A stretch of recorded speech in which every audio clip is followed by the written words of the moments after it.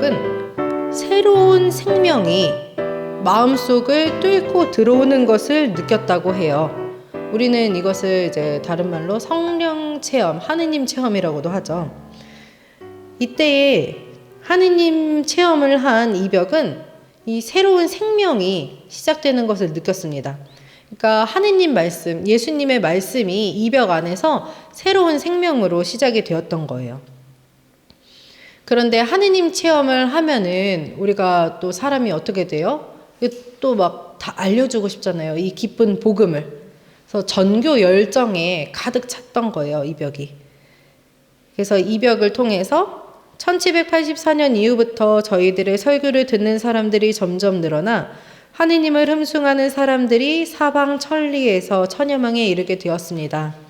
이 정도로 이벽과 이승훈을 통한 이 천주교의 시작이 시작되었다는 것을 볼 수가 있습니다.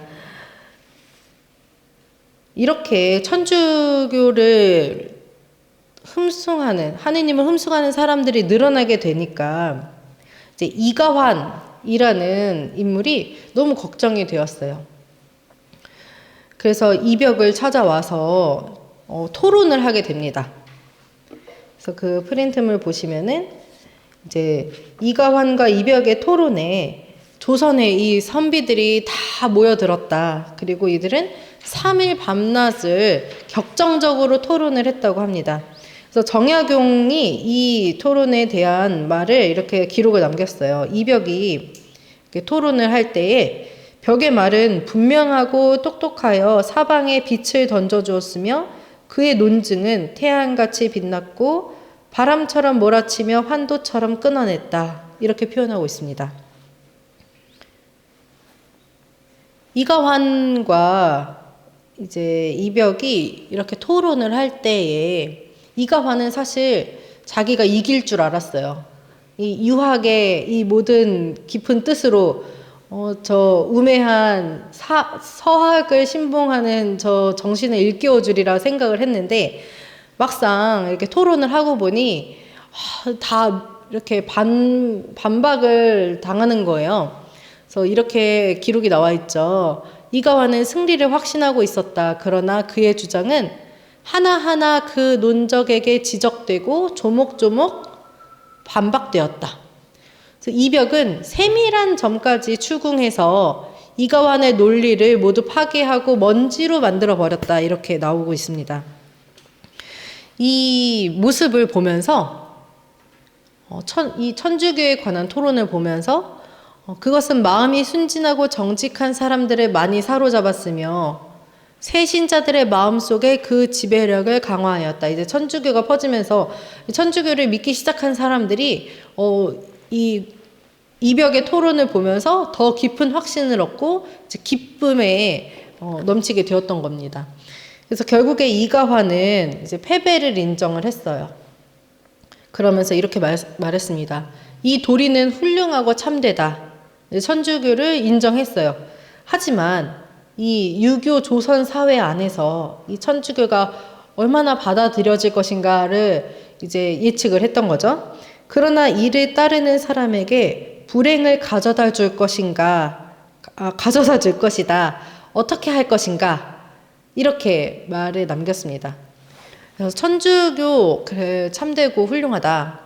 그런데 이 박해가 참 우려된다라고 이제 이가환이 내다보았습니다. 왜냐하면은 천주교에서 주장하는 천주교의 가르침들은 이 왕권 사회인 조선에서 왕의 권위에 대한 도전으로 볼 수가 있었어요. 왕보다 왕 위에 하느님이 계시다. 그러니까 이 충효를 중요하게 생각하는 이 조선 사회에서 이 천주교의 사상, 모든 것 위에 하느님이 계시다는 것은 좀 이제 왕권에 대한 도전으로 볼 수가 있었고, 또 하나는 신분제에 대한 도전이었죠. 왜냐면 만민은 평등하거든요. 이 천주교의 가르침에서는 모든 사람은 다 평등하고 똑같이 하느님이 다 사랑하는 사람들이다 이렇게 말을 하는 것이 조선의 이 성리학적 지배 원리에는 이렇게 맞지 않는 그런 이념이었습니다.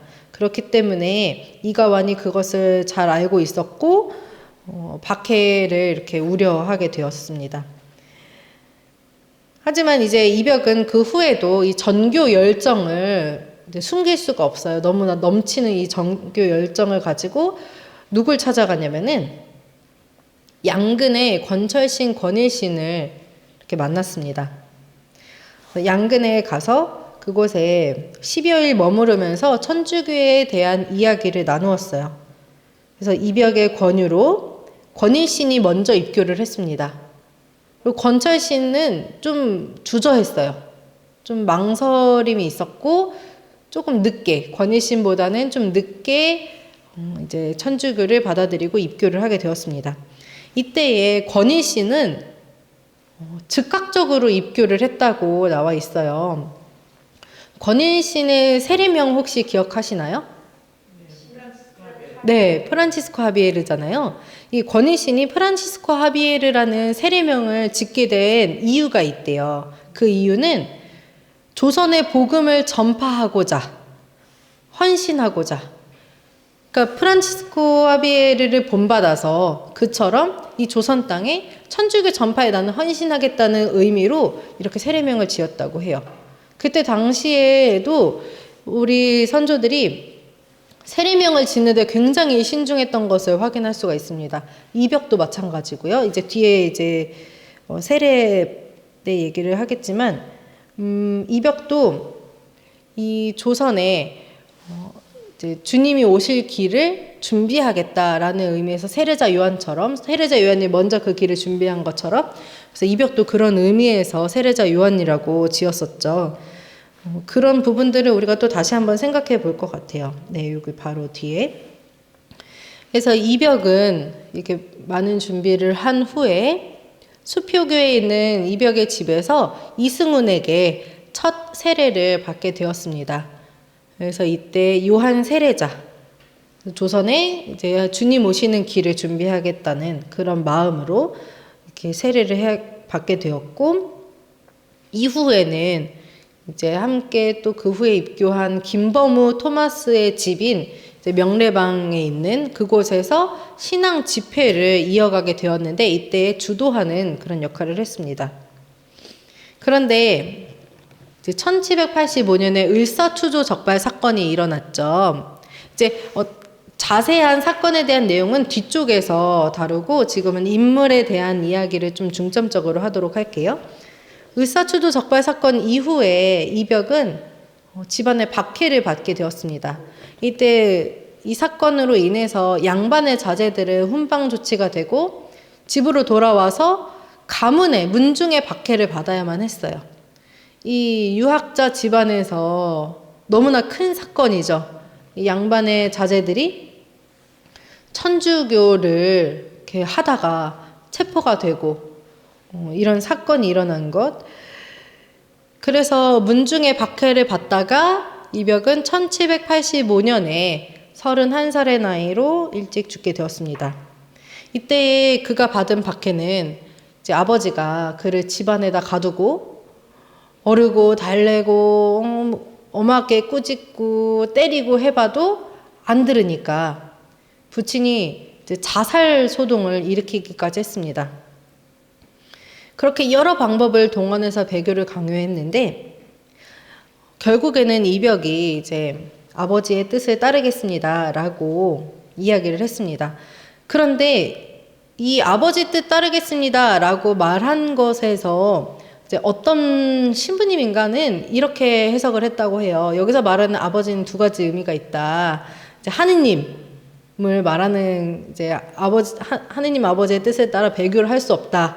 그렇지만 아버지는 그 아버지를 제 자신의 뜻을 따르겠다고 이해를 하고 이제 자살 소동을 멈췄다라고 해석하는 분도 네, 계시더라고요.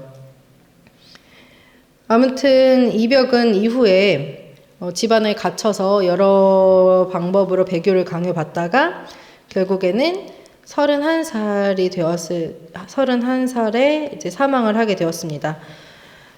달래 천주교회사에서는 이렇게 말하고 있어요. 그의 최후는 어떠했는지 확실히 알 수는 없다. 하지만 그의 열성과 위대한 자질로 조선의 복음을 들여와 전파에 많이 공헌한 그에게 하느님께서 자비 베푸시어 최후 순간에 통의 은총 내려주셨기를 희망하자. 이렇게 끝맺음하고 있습니다.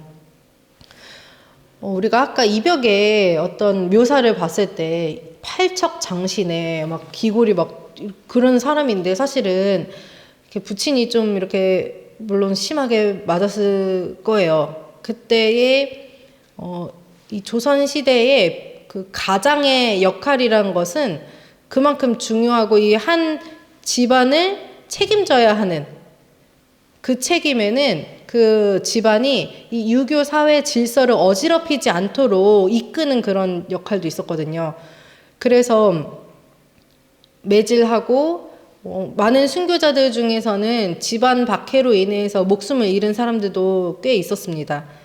이벽도 그러한 박해를 받았을 건데 그럼에도 팔척장신을 건장한 사내인 그가 이렇게 그래도 쉽게 목숨을 잃었을까라는 의문도 들기는 하지만 이제 전해지는 내용에는 뭐 식음도 전폐하고 이제 패스트로 인해서 병사했다라는 이제 기록도 있고, 근데 또 한편으로는 이러한 그가 죽었다는 것은 부친에 대한 효를 그래도 계속 지녔던 것으로 아버지의 그 모든 박해를 받아들였던 그런 모습도 있지 않았을까 하는 생각이 듭니다. 네, 여기는 이벽의 묘죠. 다빌리 주교님의 조선 순교사 비만기에는 이벽에 대한 이런 구절이 있습니다. 슬프다. 신앙은 잃지 않고 있었으나 마음 안에서는 자연적 애정으로 끊임없이 공격받고 있었다. 벽은 한편으로는 하느님을 보았고 또 다른 한편으로는 아버지를 보았다. 어떻게 하느님을 모른다고 할 수 있는가? 어떻게 아버지를 죽게 버려둘 수 있는가? 뭔가 마음이 찡해지는 그런 구절이죠. 네, 그래서 이 이벽 요한 세례자는 정리를 해보면은 이제 교회사적으로 봤을 때는 그는 조선 천주교의 창립의 주역, 그러니까 성조라고도 많이 부르죠. 그래서 그런 분이십니다. 그래서 이분은 유가적 서학 연구 분위기를 진리 탐구와 실천적인 분위기로 전환을 하는 그런 역할을 하셨고, 또 이승훈에게 천주교를 소개하고 그가 세례받도록 이끔으로써 이 땅에 천주교회가 시작되는 데에 큰 역할을 하신 분이라고 볼 수 있겠습니다. 여기에 이제 프린트물 보시면은 이제 그의 사상에서 만천유고에 수록된 천주 공경가와 성교요지 이런 것들은, 성교요지는 특히 최근에는 이제 이벽의 작품이 아니라고 확신을 하고 있습니다. 그리고 이벽은 또 유학에 굉장히 박학다식한 인물이었어요. 그래서 정약용이 이벽에게 많이 배웠다고 합니다. 그래서 중용강의보라고 해서 이제 정약용이 그 당시 정조가 이 중용에 대한 과제를 내주었는데 정약용이 그 과제를 이렇게 적어서 냈을 때 정조대왕이 굉장히 감탄을 했다고 해요. 그런데 그 내용이 이벽의 조언을 또 받은 내용이라고 합니다. 그런 내용이고요. 또 이제 이분의 죽음, 이벽의 죽음에 대한 평가를 좀 보시면은 5페이지에, 프린트물 5페이지에 있는 내용은 이제 2005년에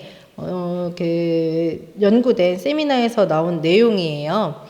하지만 지금도 이제 이벽의 죽음에 대한 평가는 이제 순교자로 우리가 보고 있고, 그래서 지금 하느님의 종으로 이제 시북을 추진하고 있습니다.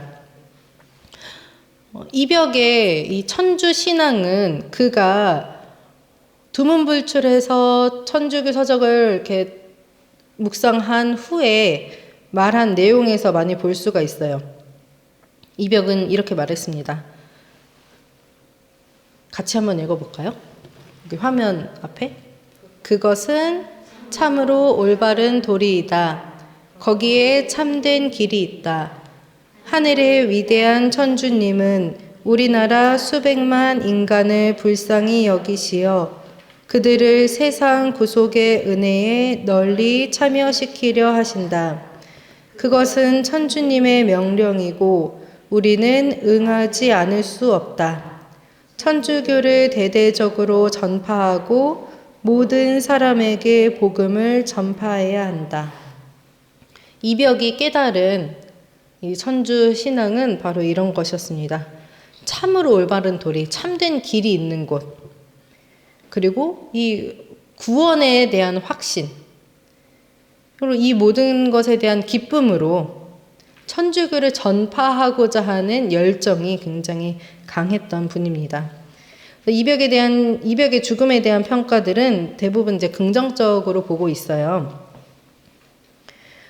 이벽의 죽음은 또 다른 의미의 순교다. 그는 신앙 때문에 신앙 안에서 죽음을 맞이한 것이다. 그래서 그가 순교한 그 원인은 가정 박해로 인한 것이었고, 현재는 그 이제 하느님의 종으로 우리가 함께 만나고 있습니다. 이제 이벽 요한 세례자를 만났으니 다음엔 누구를? 그쵸, 네, 이승훈. 네. 조선 천주교 사상 최초의 세례자인 이승훈 베드로입니다. 네, 이승훈은 서울 반석방의 약현 출신이세요. 요 약현 근처죠. 중림동. 만초천 부근에 거주를 했고, 그래서 호가 만천입니다. 부친인 이동욱은 이제 굉장히 여러 그 관직의 일을 맡으셨던 분이에요.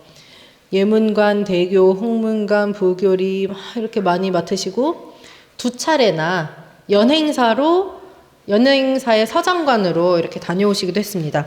이때 이승훈이 함께 가게 되었던 거죠. 그래서 이승훈은 이런 부친과 이런 집안의 전통에 따라서 학문에 굉장히 열심한 그 사람으로 25세에 사마시에 합격해서 진사가 되었다고도 합니다. 그리고 이제 보면은 1776년에 혼인을 했는데 누구랑 하냐면은 정약종과 정약용의 누이인 나주 정씨와 혼인을 했습니다. 그리고 이승훈의 외삼촌이 이가환이고, 그래서 이러한 분위기 속에서 이승훈은 이가환, 권철신, 이벽, 정약준 이런 성호학파의 신진 사료들과 일찍부터 교류를 하고 서로 영향을 주고받았던 그런 환경에 있던 분입니다. 그래서 이벽과도 친분이 있었는데, 이승훈이 부친이 이제 연행사에 가게 되니까 따라가면서 이벽이 찾아왔다고 했잖아요. 그래서 이벽이 찾아와서 천주교에 대한 이야기를 했는데, 사실 이제 이승훈은 어디에 관심이 많았냐면은 수학에 관심이 많았어요. 그래서 그가 북경에 가서 천주당에 간 것은 두 가지 이유가 있습니다. 이벽이 권유해서, 그리고 또 하나는 학문적으로 이미 호기심이 있었던 분이기 때문에. 원래는 수학에 관심이 많았는데 이벽에게 천주교에 대한 이야기를 듣고서 천주교에 대해서도 되게 호기심이 생겼어요. 그래서 북경에 가서 천주당을 찾아가게 되었던 거죠. 그래서 이벽은 국내에 유입된 천주실이나 칠극만으로는 천주교를 이해하는 데 한계가 있다고 느꼈고, 그래서 이벽이 이승훈에게 이런 부탁을 하게 되었죠. 그리고 이승훈은 이제 서학에 대한 관심의 폭이 이미 있기는 했었어요. 근데 그것이 이벽의 구체적인 설명을 통해서 더 깊이 궁금해지게 되었고, 서양 학문을 배우기 위해서 천주당에 방문하면서 이제 세례로까지 이어지게 되었던 거죠. 그래서 북경의 그 천주당에서 그라몽 신부에게서 세례를 받게 됩니다. 이제 이승훈이 이렇게 찾아갔을 때에 서양 선교사하고 조선 사람들은 한문으로 필담을 하면서 이렇게 대화를 했다고 하잖아요. 이승훈이 그라몽 신부에게서 이제 교리를 배웠어요. 그런데 원래는 교리를 배우고 입교를 하려면 좀 시간이 걸리잖아요. 우리 지금도 그렇지만. 근데 생각보다 이승훈이 되게 빨리 잘 알아듣고 이해해서 감탄했다고도 합니다. 하지만 세례를 받기에는 조금 너무 짧은 시간이었고, 그래서 다른 선교사들은 세례를 주지 말자라고도 했는데, 그라몽 신부님은 이승훈이라는 사람을 통해서 조선에 복음이 들어갈 수 있게 될 거라는 그런 기대를 했죠. 그래서 그라몽 신부님이 쓰신 그 편지에 보면은 나는 천주님께서 그를 조선교회 반석으로 예정하신 것으로 생각하고 그가 신앙의 문을 처음 열었으므로 그에게 성 베드로의 이름을 주었습니다. 그래서 조선교회의 반석이 되라는 의미에서 이승훈에게 베드로로 세례를 주었죠. 그런데 이렇게 세례를 받을 때에 몇 가지 조건이 있었어요.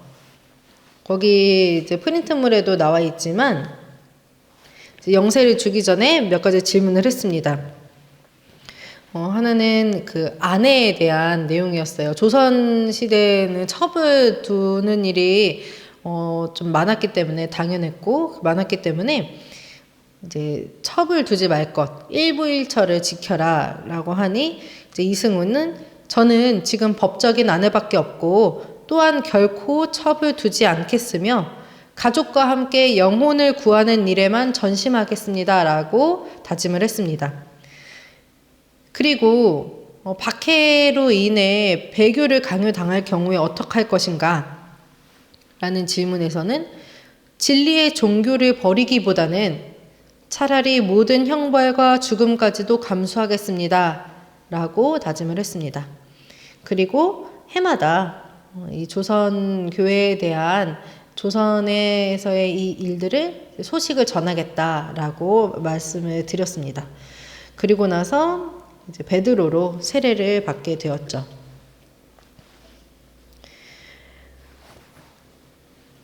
그렇게 해서 세례를 받고 이승훈이 귀국하면서 가져온 교회 서적들을 이제 이벽이 한동안 연구와 묵상에 전념을 했죠. 이때에 기도 생활과 성인들의 전기, 성경의 복음과 그 해설, 그래서 좀 더 보다 깊은 교리 지식을 갖추는 데에 큰 도움이 되었다고 해요.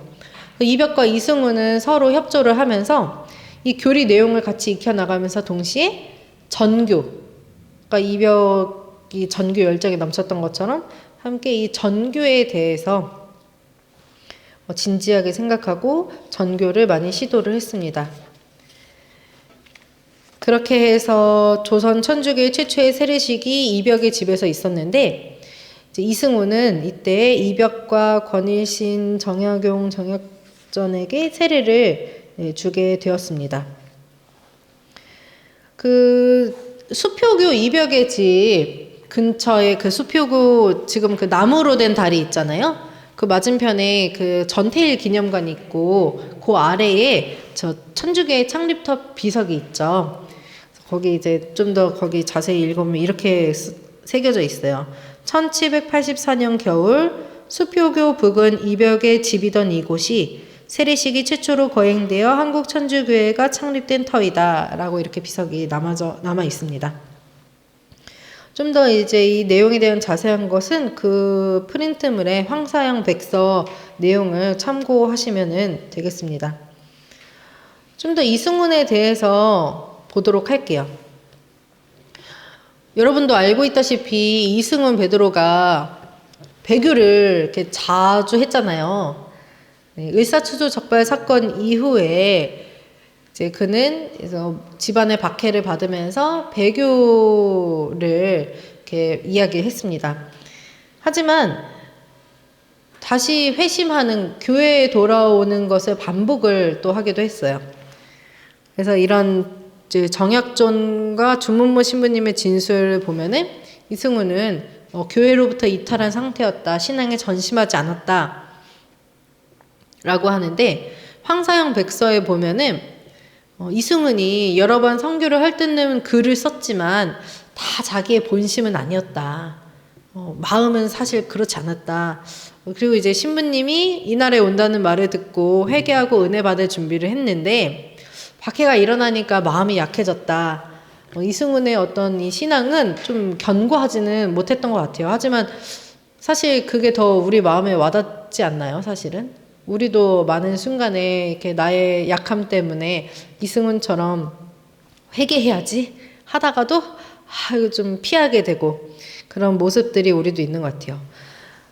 그렇지만 이승훈이 교회를 아주 떠나지 않은 것 같은 그런 흔적들은 또 홍익만 안토니오의 진술에 나타나는데 그가 이승훈에게 세례를 받았고 1794년경에 이제 이승훈이 1791년 이후에 신앙에 전심하지 않았다라고 정약종은 진술하는데 홍익만 안토니오는 1794년경에 이승훈에게서 진도자증을 빌려보았다라고 말하고 있습니다.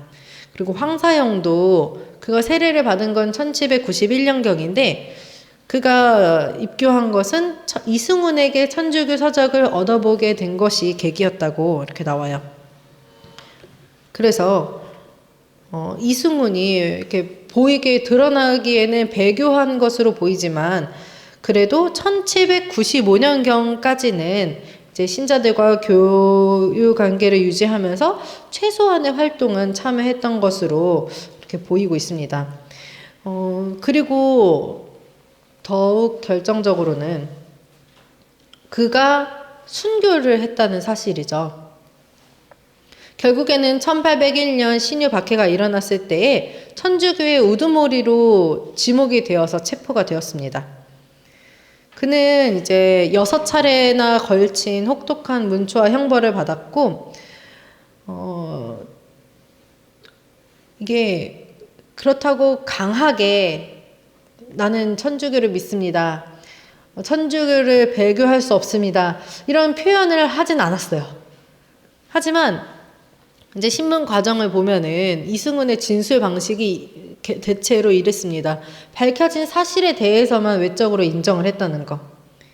그리고 아직 확인되지 않은 사실에 대해서는 거짓으로 말하거나 회피하거나 묵비권을 행사했다고 합니다. 그리고 공모자에 대해서는 그 사람 모른다고 하거나 이제 신자들을 보호하려는 그런 입장을 가지고 진술을 했기 때문에 그의 진술에 대한 진정성이 없다라고 박해자들은 보았어요. 그래서 박해자들은 그는 아직 신자다. 그가 천주학을 포기하지 않았고 믿고 있다라고 여기게 되었고 결국에는 최종적으로 사형 판결을 받게 되었습니다. 그래서 이승훈이 순교자다. 이승훈이 천주교 신자다라고 증언을 하는 것이 아이러니하게 오히려 박해자들이었던 거죠. 그래서 1801년 4월 8일에 서소문박 형장에서 이승훈은 참수형을 받고 순교를 했습니다. 그래서 이승훈은 조선 천주교회의 첫 세례자이자 초기 천주교회를 주도한 인물, 그리고 한국 천주교회의 첫 장을 열은 인물이라고 볼 수 있습니다. 그리고 이승훈의 아들 이신규 마티아와 손자인 이재희 토마스, 이제 다른 손자도 있죠. 증손자 이연구, 이균구도 1871년 이렇게 순교를 했어요. 사실은 이승훈이 진짜 배교했다고 한다면은, 마음으로 다 천주신앙을 버렸다고 한다면은 그의 후손들이 순교를 할 수 있었을까, 과연. 그래서 이승훈이 계속 천주신앙을 믿고 또 그것을 자녀들에게 가르쳤다고 하는 것이 그의 후손들이 순교했다는 것이 곧 증거이지 않나, 그렇게 보입니다. 그래서 이벽과 이승훈은, 이벽은 교리적이고 이론적이고 실천적인 면에서, 이승훈은 교회 조직적인 면에서 이제 두 사람이 함께 천주교 신앙 공동체 설립에 큰 공헌을 했다라고 마칠 수 있겠습니다. 잠시 쉬었다가 다음 이제 조선 천주교 창설에 대해서 이어가도록 하겠습니다.